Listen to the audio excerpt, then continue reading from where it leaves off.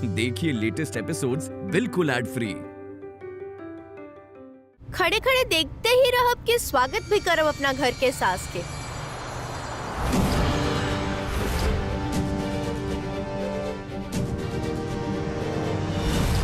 ना करब तोहार गृह प्रवेश। अब तोहारी घर पे कौनो हक नहीं खे। इतना हक बनेला कि चाहिए तो अभी के अभी आपके घर से बाहर भी निकाल सकेनी।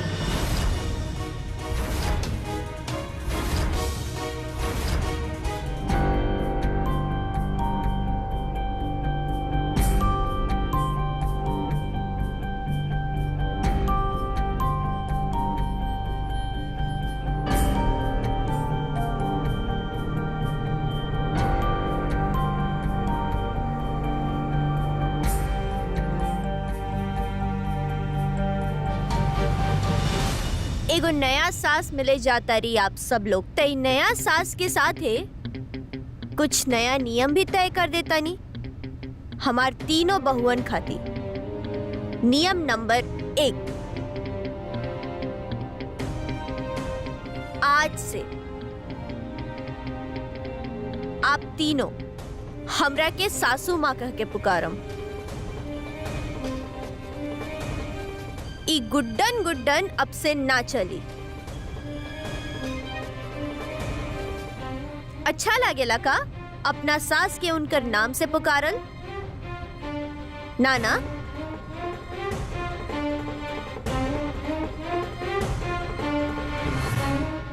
दुर्गा जी आप पुकारल शुरू तो करी, माने आप अपने आप लग जाई हमरा के आपन सास।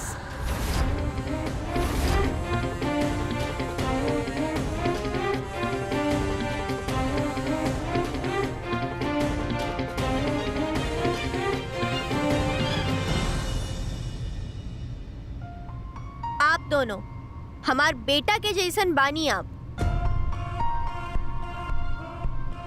और एगो बेटा के नजर में अपना माँ के का इज्जत होला ये बतावे की जरूरत तो नहीं है ना। और जैसे कि जिंदल साहब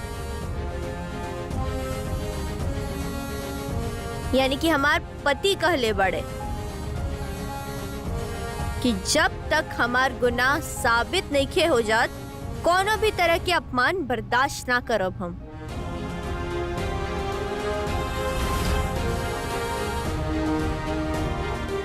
ई घर के सास हैं हम, और सास चाहे गलत होके या सही ओकर इज्जत पूरा होके के चाहिए घर में।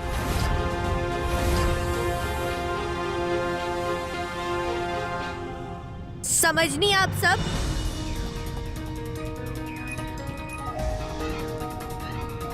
और अगर हमरा इतना कहे के बाद भी कुछ समझ में ना आइल होके तो जैसा कि आप सब जानते बानी बाहर के रास्ता हई रहल।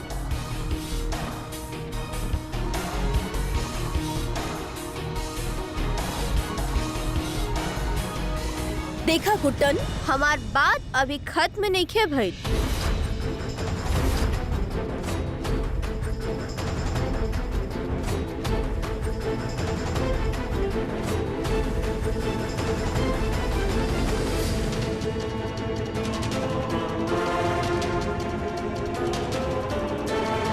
दुर्गा बहू, आज से घर के सारा काम काज आप संभालम। घर के पूरा जिम्मेदारी आपकी।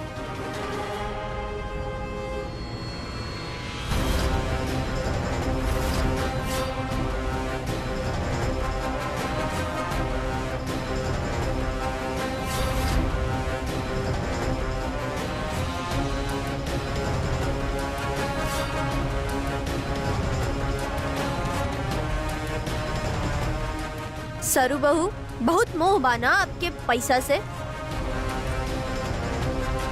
तो आज से घर के सारा हिसाब किताब की जिम्मेदारी आपकी।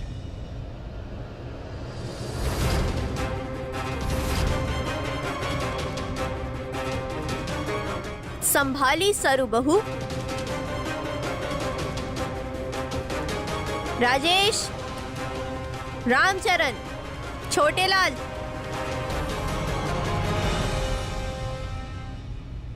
आज से आपके गर्मी के 1 महीना की छुट्टी शुरू। आज से घर के सारा कामकाज दुर्गा बहू और सरू बहू संभाली हैं।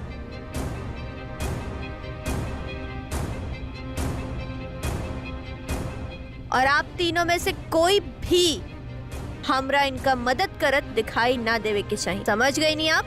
जी। आप जा सके नहीं।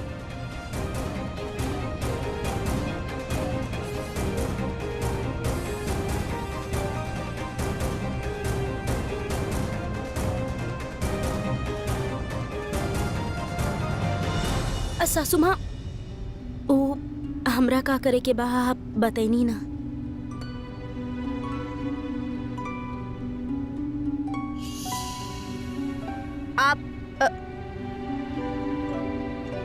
आप हमार काम संभालम। आप आज से हमार असिस्टेंट। अब हमार काम भी तो कोई देखी ना। आप सरू बहू और दुर्गा बहू पे आज से नजर रखम। कोई भी काम में कोई कमी ना रहे। ये जिम्मेदारी आपकी। समझ गई नी ना? जी सासू माँ। हम आशा करतानी कि आपके बतावल इस सारा नया नियम आप सभी के बहुत अच्छा से समझ में आ गई हुई।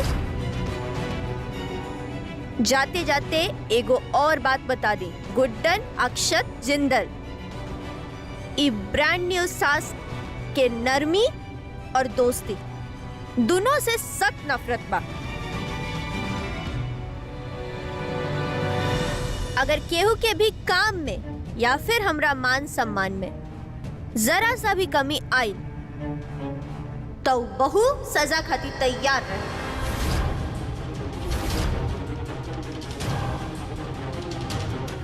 हमार दोस्ती वाला सोच के बहुत पीछे छोड़ के आए बानी हम। बुआ जी के सदिया से चलल आवल सख्ती वाला सोच के साथ चले वाला सास नहीं हम।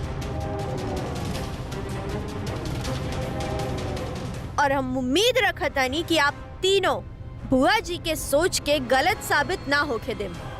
कहें कि अगर आप तीनों में से कोई भी इ नियम के फॉलो करे में असफल रहल तय में कहीं ना कहीं बुआ जी के भी हार बा। ठीक कहता नी ना हम बुआ जी?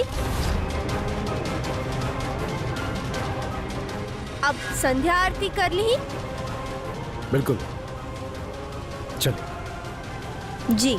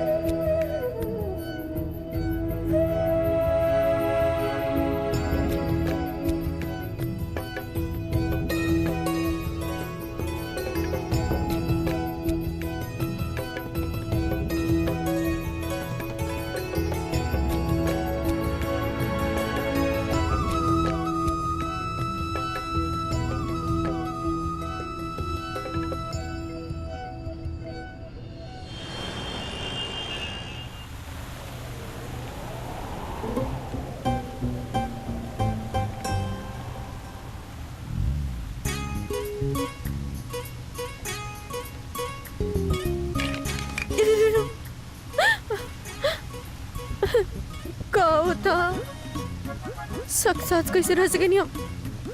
कुछ समझ में नहीं क्या होता। बाप रे।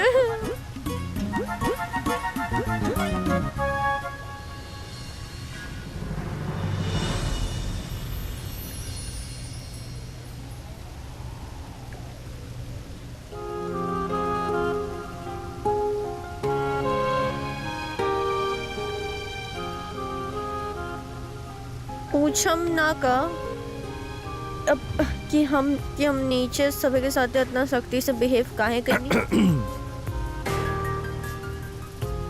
गुड्डन हम अच्छा तरह से जाने ली कि तू ये सब जानबूझ के करता रहो। बुआ जी के उनके सोच के इस्तेमाल करके हरावे के जो तुम्हारी कोशिश बना जरूर कामयाब हुई। इन द मीन वर्ल्ड तुम्हारी दोस्त हमेशा तुम्हारा साथे खड़ा रही। अब अगर सारा सवाल के जवाब मिल गई हो कि आपके तो ये टेंशन छोड़ी और चली नीचे।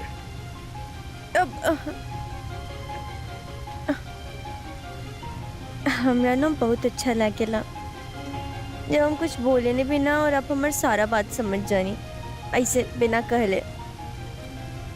पर हम नीचे ना जा सके नहीं। काहे नीचे ना जा सकेली? हमरा ना बहुत डर लागता। बाप रे, आपके पता बा हम ना आज तक कभी केहू से इतना बुरा तरीका से बात नहीं की कइले, इतना सख्ती से। और हमरा के लागत की सख्ती वाला तरीका हम ज्यादा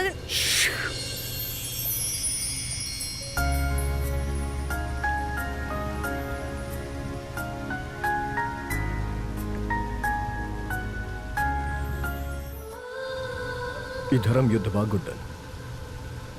दो अलग सोच के, दो अलग विचार के और युद्ध के जीते खातिर तरह जौन भी पैतरा अपनावे के पड़े वो एकदम सही बा। ई वक्त तू बस इतना जानला कि तू जौन भी करतारू बिल्कुल ठीक करतारू और हमके गर्व बा तारा ऊपर कि तू ई जंग के अधूरा छोड़ के भगलू ना। और एकरा खातिर बहुत हिम्मत चाहेला गुड्डन जौन तोहरा में बा। कहता आप ठीक बनी। हमरा बुआ जी के सोच के हरावे खातिर नाटक करे के ही पड़ी, फिर चाहे मुश्किल कितना भी बड़ काहे ना होके।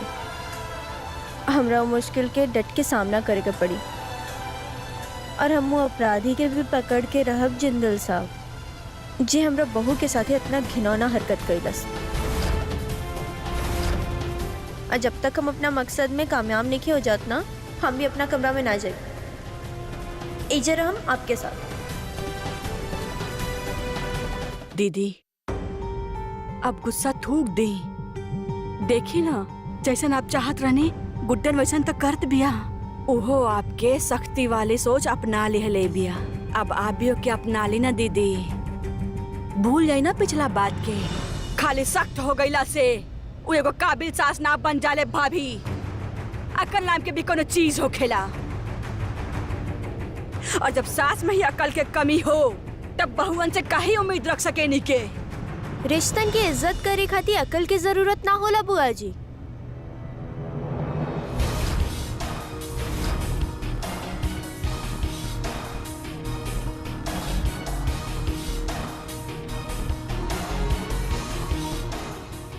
मन्नी की हमरा में अकल के थोड़ा कमी रह गई बुआ जी। सास ही हमें घर के और सास होके के नाते इतना अकल तो बा हमरा में कि रिश्ता के मर्यादा रखल जाए।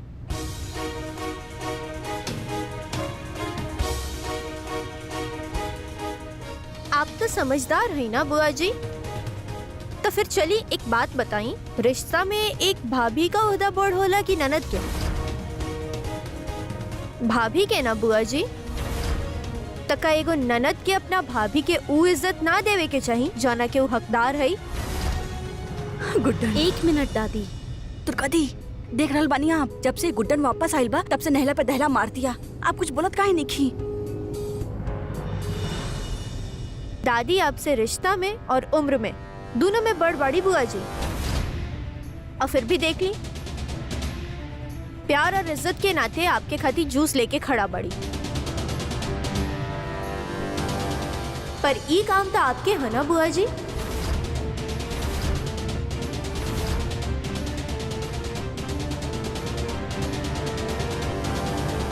नहीं दादी। बुआ जी गुडर सास शैतान के न्योता देवेला बुआ जी। और हम तो आप ही के दिखावल रास्ता पे चलता नहीं ना। और अब आप ही रिश्ता के मर्यादा के ठुकरा के उनकर इज्जत ना करके ऐसे गुस्सा करी हैं। तो फिर दुर्गा जी और सरू बहू पे का असर पड़ी? ये दोनों का सोची है कि जे इनका के सिखौलस पढ़ौलस एक अच्छा बहू बने के काबिल बनौलस, वो खुद अपना रास्ता से भटकता रही।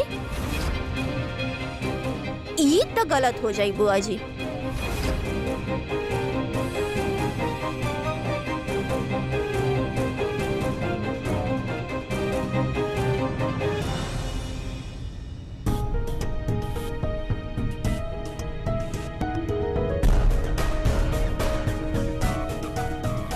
भाभी ली, एके आप पी। भाभी ली।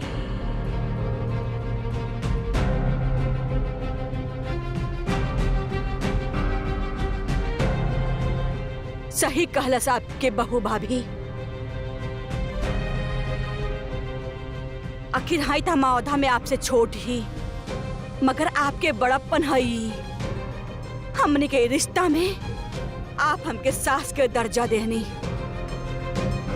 अपना सर पे बिठाओनी। ना दीदी ना, भूल चूक माफ।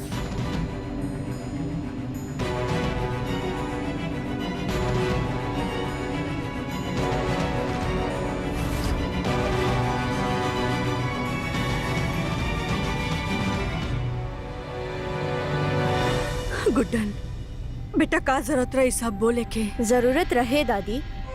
जितना मुश्किल आपके खातिर बाना दादी, ओकरा से कहीं ज्यादा मुश्किल हमरा खातिर बाई सब कइल। पर बुआ जी के ये एहसास दिवावल बहुत जरूरी रहे दादी कि उनका सख्ती के बुनियाद पे बनल रिश्ता आज ना तो कल कमजोर पड़ ही जाए। जब तक वो अपना इस सोच से नफरत ना करे लग जाइए ना दादी, तब तक उनका हमारी दोस्ती के तरीका अच्छा ना लगी। वो हमारी दोस्ती वाली सोच के अपनावस, वो खातिर बहुत जरूरी बा कि वो अपना सख्ती वाला सोच के भूल जास। और हम उहे करत आइन दादी, उनके तरीका से उनके सोच के सामना करत आनी। बाकी ससु माँ जितना गुस्सा में हो गई बाड़ी ना, हमरा तो बहुत डर लगा था। मतलब आप उनका सामना सच्चाई से करवाता देले बानी, बाकी एकरा से बात बने की जगह कहीं और बिगड़ ना जाए।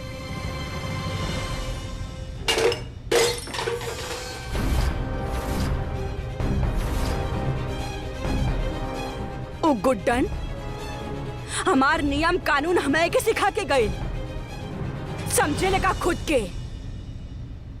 बुआ जी, गुड्डन ना एगो कड़क सास गुड्डन कहीं होके, वो आपके सीख के ना बहुत गंभीरता से ले बिया। अब तो हमने क्यों जियल दुश्वार कर दी। ये सब आपकी शक्ति की वजह ना भैला। हे भगवान, ओ गुड्डन के हमनी करी भी तक का करी। एजे तो हमेशा ओकर समर्थन में ही खड़ा रहेले। उहे तो बुआ जी, ई गुड्डन नाम के बीमारी खातिर जल्द से जल्द कोनो दवाई ढूंढने के पड़ी हमनी के। तू तो अपन दिमाग चला वही मत। बहुत कांड कर चुकल बाड़ू तू। नहीं तू अपने सास पर हाथ उठावे के कोशिश कर तू, और नहीं ओकरा से माफी मांगे के नौ बताई। तू ही ओकरा के मौका देले बाड़ू तोरा से बदला लेवे के। अब तू दोनों अपने दिमाग के दरवाजा बंद करा, और जैसन हम कह रहल बानी वैसन ही करा। बाकी बुआ जी, वो गुड्डन हमेशा। चुप! एक बात अच्छे से समझ ले तू दोनों। अगर तू दोनों फिर से वो गुड्डन का हमारे पे उंगली उठावे के मौका दिहलू, तो देख ले हम इस सख्ती के सोच हम ही के देले बानी, और उसे कहीं ज्यादा सख्त तम हो ही सके नहीं। तो जैसा तुहार सास कहेले वैसन करत जा, बाकी सब हम देख ले। गीदड़ अगर शेर के खाल पहन लेला तो शेर ना बन जाला, गीदड़ ही रहेला, और गीदड़ के मसलल जाला, उसे दोस्ती ना कइल जाला।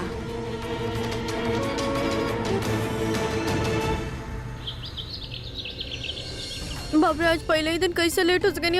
अब जल्दी जल्दी तैयार होके परी, सब काम खराब हो जाए। बाप रे गुड्डन, तू भी ना।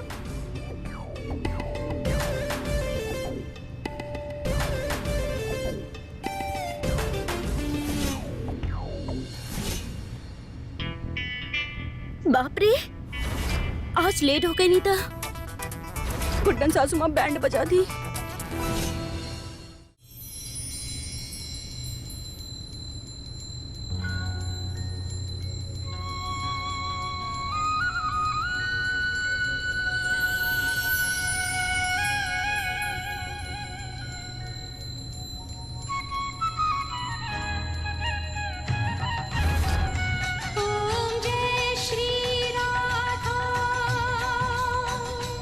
जय श्री कृष्ण श्री राधा कृष्ण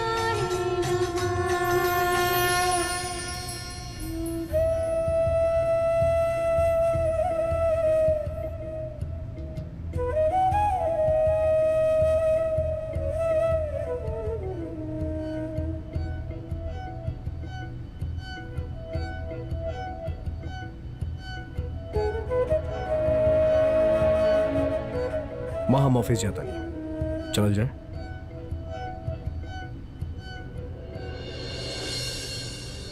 शुरुआत तो ठीक हो गई। चल अब बन के दिखा दे सभी की कड़क सास गुड्डन।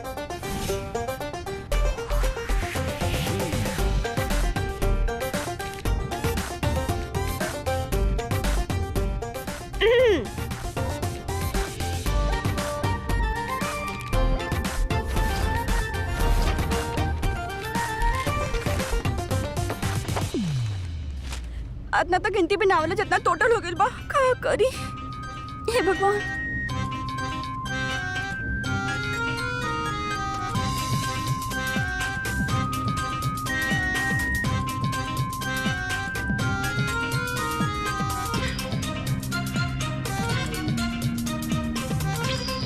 गरम मसाला, हे भगवान, ये गुड्डन तो 1760 बूंद निकाल दिलस पसीना के। का लक्ष्मी दी? अरे बहन का हो गई? आज तो हर गणित लड़खड़ा गई। अब कोनो बात ना, अच्छा से काम करा, न तो सासू माँ देख लिए ना तो तारा 1760 डंडा मरी है ना। अच्छा से काम करा। अब हमके काम करे जाओ। हाँ ठीक बा।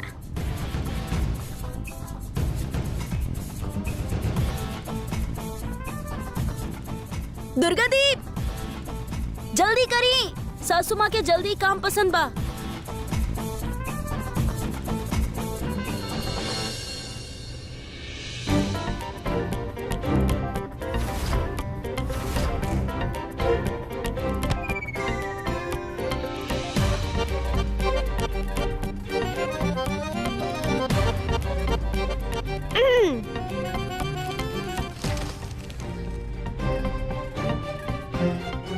लक्ष्मी बहू का रिपोर्ट बा हमरा भवन के अब तक के?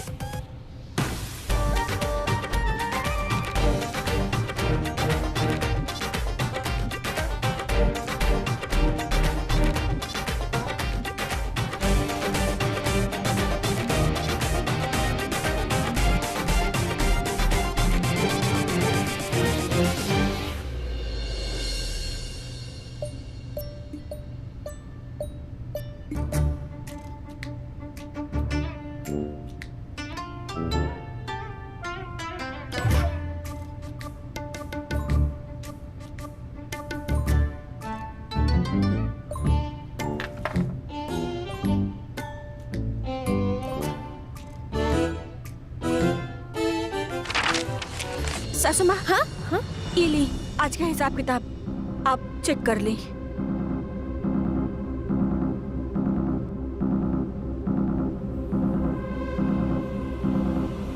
एक मिनट।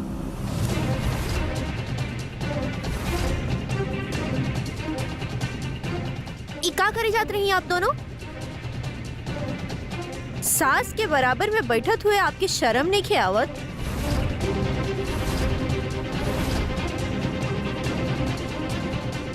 हम उम्मीद करतानी बुआ जी ई सीख तो जरूर देले हुई हैं कि अपना सास के बराबर में ना बैठल जाला, पर हो सकेला थोड़ा सख्ती में कमी रह गई हुई है ना। कोई बात ना, बाकी के बचल काम हम पूरा कर देतानी। चलिए ओइजा जमीन पे जाके बैठे।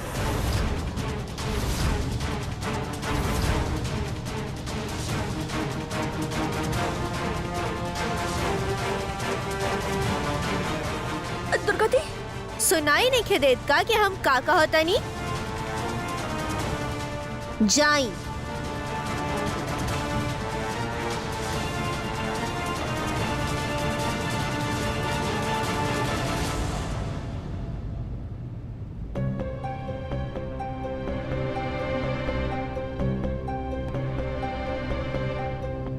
दुर्गा बहू, सिर्फ अच्छा खाना बनावल ही बहू के फर्ज ना होला।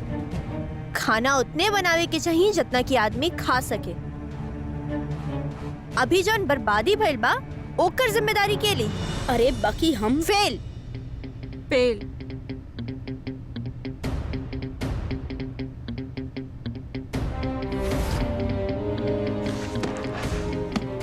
सरू बहू, सारा दिन पैसा पैसा पैसा पैसा करत रहे नी ना आप। पैसा की असली कद्र बा आपके। सिर्फ हिसाब किताब लिख के लावल आपकी जिम्मेदारी ना रहे। पैसा सही जगह पे और सही तरीका से खर्च हो, इहो आपके देखे के रहे, जो कि आप पूरा ना कर पाईनी। आप भी फेल। फेल।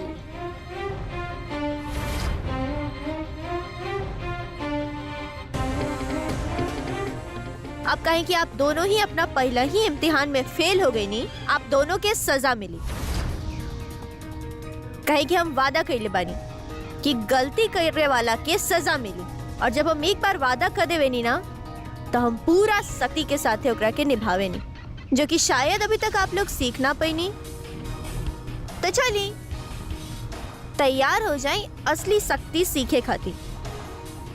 तो ई महीना में घर के राशन में जितना आटा के इस्तेमाल हुई ओकरा के आप दोनों पीसब,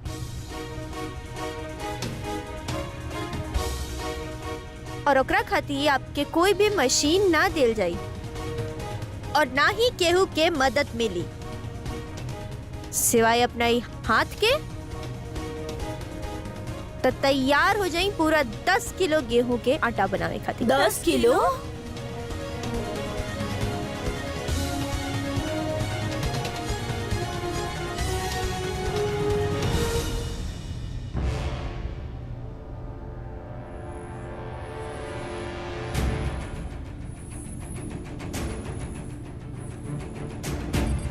चलिए शुरू हो जाए। आप दोनों के पास 6 बजे तक के समय बा।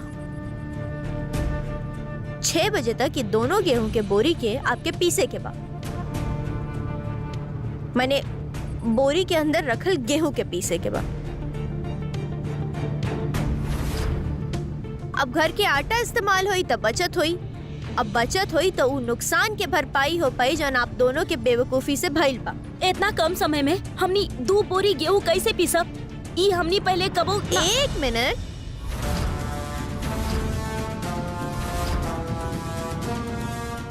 गेहूं नहीं की पीस सकत आप, पर बहस जरूर कर सके नहीं। बुआ जी कैसे सीख दिले बनी आप इनका के? इनका इतना भी नहीं के पता कि सास के आदेश के सिर्फ पालन कइल जाला, उनका से बहस करके समय बर्बाद ना कइल जाला। वैसे भी इतना बहस करके आप बुआ जी के आधा नाक तक कटवा ही चुकल बानी। ऐसा ना होके कि समय पे काम पूरा ना होके और बुआ जी के पूरा का पूरा नाक ही आप।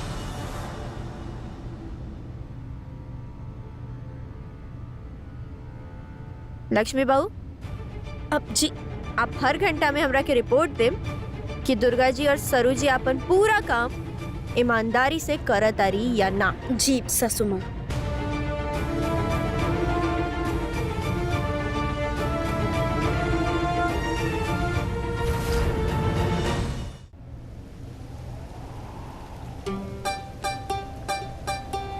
पता नहीं लैपटॉप में सारा दिन कहाँ गड़ोले दिखत रहेलन। देखो तनी ना कितना स्ट्रगल करतनी हम।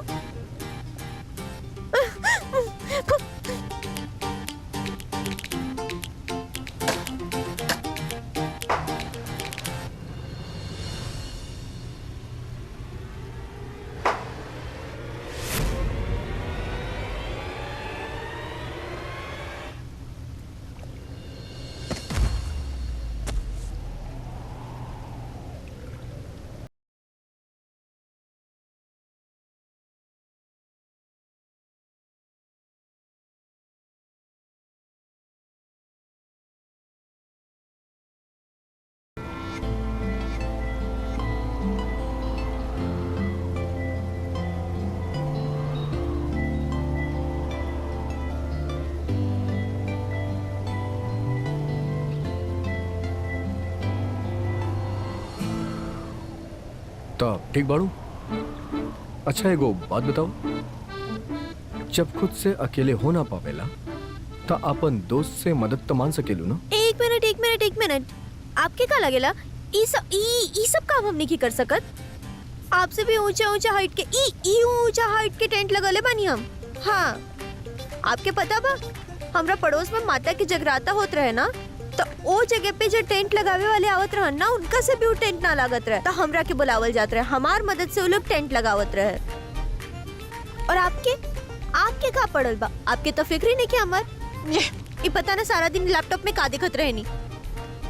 आपके इतना पसंद रहे लैपटॉप तो आप यही से शादी कर लेती ना, हमरा से कहेंगे कहीं नहीं। हम ही अपना घर के सारा काम छोड़ के ई टेंट लगाए में लागल बनी, तब से सब काम। गुड्डन, हमरा कुछ नहीं के सुने के। गुड्डन, फिकर बा हम के तहार, इनफैक्ट इतना फिकर करेली कि हम काम में इतना बिजी हो गइल बानी कि जौन लड़की हमरा सामने पूरा दिन बड़बड़ करत रहली ओकरा ही भुला गेल बानी। अच्छा, तू जाने चाहता रहो ना कि हम इतना बिजी काहे बनी? कम आई शो यू, ओकरा बाद तू अपना आप समझ जाइए।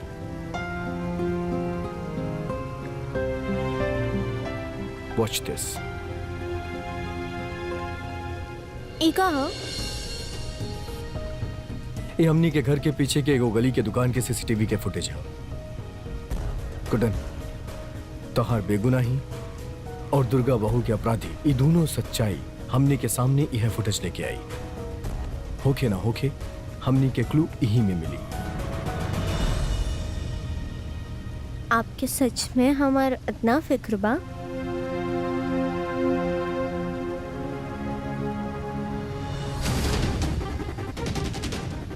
इका, एक मिनट रोकी ना, एक रोकी।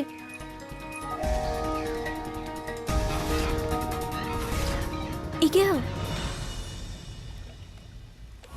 ये फुटेज तो ही टाइम के हानो जब दुर्गा जी पर हमला भेल रहे। हाँ गुडन, ये है रात के फुटेज है। ई हमरा जैसन कपड़ा में कौन है जिंदल साहब? ई हम ना ही जिंदल साहब। इसलिए गुडन हमके पता बा कि तू नहीं खो, पर सवाल ही बा कि ई के बा अंधेरे की वजह से एकर शक्ल छुप गइल बा। लेकिन एक मिनट, ये कपड़ा देखा, ये कपड़ा हमनी के ये अपराधी तक पहुंचाई।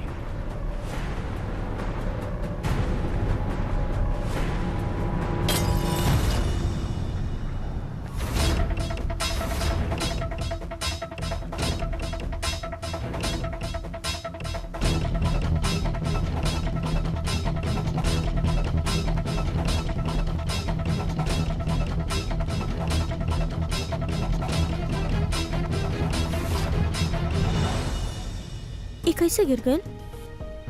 हवा से गिर गई हुई। हम भी आपकी मदद कर चाहते हैं जिंदल साहब। दुर्गा बहू के अपराधी के। गुडन, तू इस सबसे जितना दूर रहू उतना बेहतर हुई।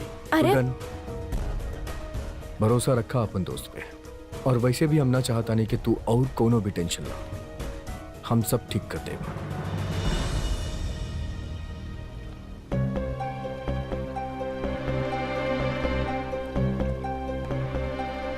एक तो दुर्गा बहू के अपराधी के ढूंढे के टेंशन, और ऊपर से झूठ मूठ के इस शक्ति के नाटक करे के टेंशन। हम का कैसे करी? लॉर्ड कृष्णा, अब तो आपके ही हमारी मदद करे के पड़ी। दुर्गा दी, ए चक्की के ना घुमा घुमा के अब तो हमार सर भी घूमे लागल बा। 1760 दुश्मन होते ना तब भी अच्छा होखी, लेकिन मिलल भी के ई गुड्डन। ए बार तो हमने के कुछ न कर पैनी जा। भगवान करे अगले जन्म में ऐसा सास कबो ना मिले हमनी के। आप भी चलाई ना, हमारा हाथ दर्द हो रहा बा। फिलहाल ये जन्म के बारे में सोचा तू दोनों। जौन सास मिलल बिया ओकर मान रख। अगर 6 बजे के पहले ई दोनों गेहूं के बोरी ना पिसलता, पता ना बतहरा के ओ गुड्डन के एगो और मौका मिली हमनी के सोच के नीचा दिखावे के। बुआ जी आप देख रहल बानी ना, कोशिश तो कर रहल बानी हमनी। और देखी चक्की चला चला के हाथ में छाला आ गइल बा। बुआ जी, अरे आप देख रहल बानी ना, अत्याचार होता हमनी के साथ। इतना कम समय में इतना ज्यादा काम कैसे कर पावल जाई? चुप! ये घुमावत तू दोनों के बुद्धि घूम गइल बा। और हाँ दुर्गा बहू, हाथ में छाले पड़ेला तो पड़े दो, लेकिन काम ना रुके के चाहिए। सच हमेशा कड़वा हो खेला, लेकिन कल्याणकारी हो खेला। और तू दोनों के सच यह है कि ये काम तू दोनों के पूरा करे के होखी। कहे कि जैसे हमनी के लक्ष्मी बहू के प्रशिक्षण पर सवाल उठैले रहनी जा, वही तरह गुड्डन बस एक मौका की तलाश में भी आ। समझ लो तू दोनों।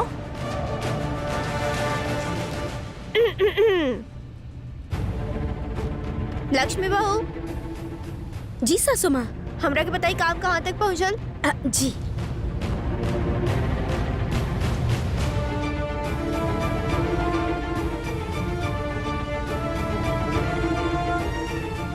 तो सासू माँ, दुर्गा दी और सरू पिछला 2 घंटा में सिर्फ आधा बोरा गेहूं पिसले बाड़ी। मतलब बाकी काम खातिर इनका पास सिर्फ अब 4 घंटा ही रह गइल बा। तो मतलब हमार अंदाजा सही रहा। का अंदाजा?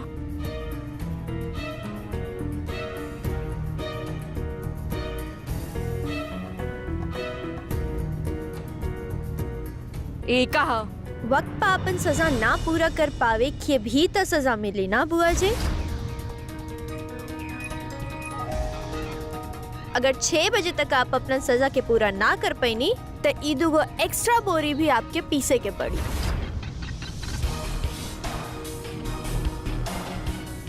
वैसे आपके पता बना, कई बार गेहूं के साथ घुन भी पिस जाला। मतलब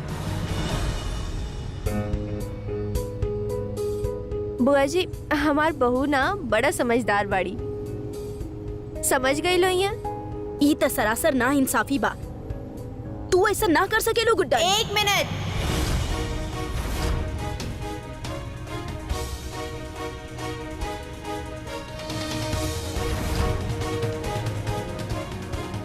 गुड्डन ना सासू माँ, हमार नियम के अच्छा से पालन ना करी ना तो 1 बोरी और लाके रख दे। का? आप लोग के सजा में। और सरू बहू, आपके तो जोड़े घटावे के बहुत शौक बाना। याद रहे, आप हमरा साथे ऐसे बहस करके बुआ जी के सोच के बेइज्जती करत आनी। समझाई ना बुआ जी कि सास से कौना तरीका से बात कइल जाला।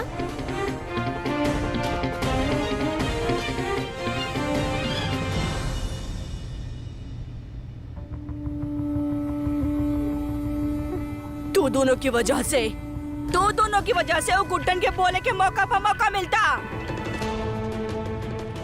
हमने के सोच में कमी निकाले के कुछ भी करा, तू दोनों के ई सजा कोनो भी हालत में पूरा करे के होखी।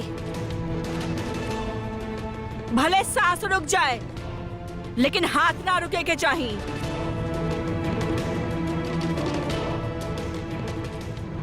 पर बुआ जी, हम 2 जाने इतना कम समय में इतना सारा काम कैसे कर पावल जाए? आप ही बताइए। दुर्गा जी, आप कुछ बोलत काहे नहीं की बोली ना।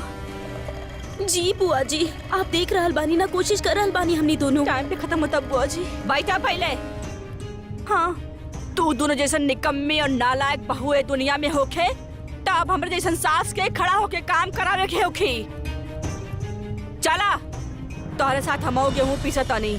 हाँ बुआ जी, आपको आ जाई। दे थाल दे।